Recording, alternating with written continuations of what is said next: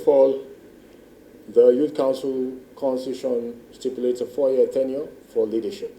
And to the glory of God, we have completed our 4-year tenure. For those of you in the media, most of you are aware that in the course of these 4 years, there were some renegade individuals who instituted court cases and went about town with negative blackmails. Thankfully, we have gotten judgment in that matter on the 11th day of December 2023. And this was prior to the end of my tenure. So this makes it very easy for us to quickly hand over. As young people, we should ensure that leadership is not a sit-tight affair. When you lead, you pave way for the next generation of leaders to come. We have communicated to the Ministry of Youth to do the needful to ensure that we have a new leadership for the National Youth Council of Nigeria. Again, we want to use this medium to make it very clear that the National Youth Council of Nigeria is not a body that is instituted or set up to be at crossroads with the government. It is rather a body that is set up to complement what the government is doing, to look at vistas or areas or avenues where we can support the government to achieve more, and in areas where the government is failing or faltering, to bring in such corrections. We salute the resilience and courage of all Nigerian youth in rising up in defense of their rights at all times. And we know very clearly that the End Sars struggle was indeed a very good struggle. It was targeted at End Sars and it was targeted at addressing issues of governance. However, we also note very clearly that certain criminal elements who wanted to get political power by the back door began to penetrate the movement, and we saw the end of it. We want to use this medium to call on all Nigerian youth. There are other vistas of possibilities to engage with the government.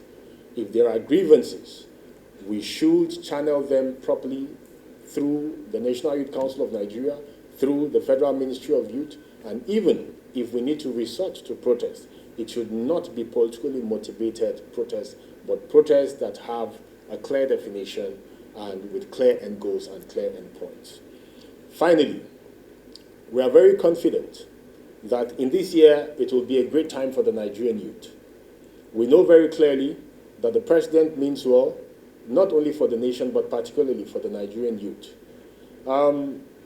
It was something that most of us did not note very clearly when the president talked about recruiting 50 million youth into the Nigerian army.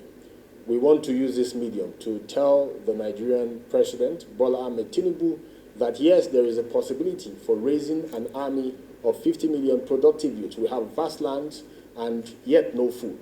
So these youth should be engaged in agriculture. These youth should be engaged in technology. These youth should be engaged in productivity.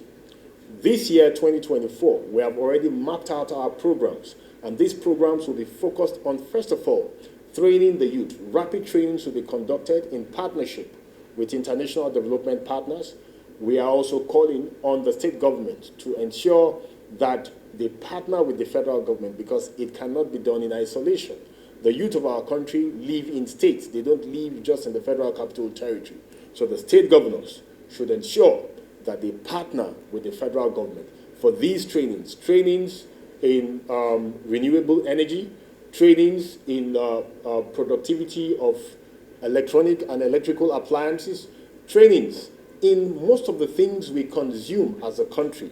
We want to ensure that by the evenings of this year, there will be sufficient import substitution.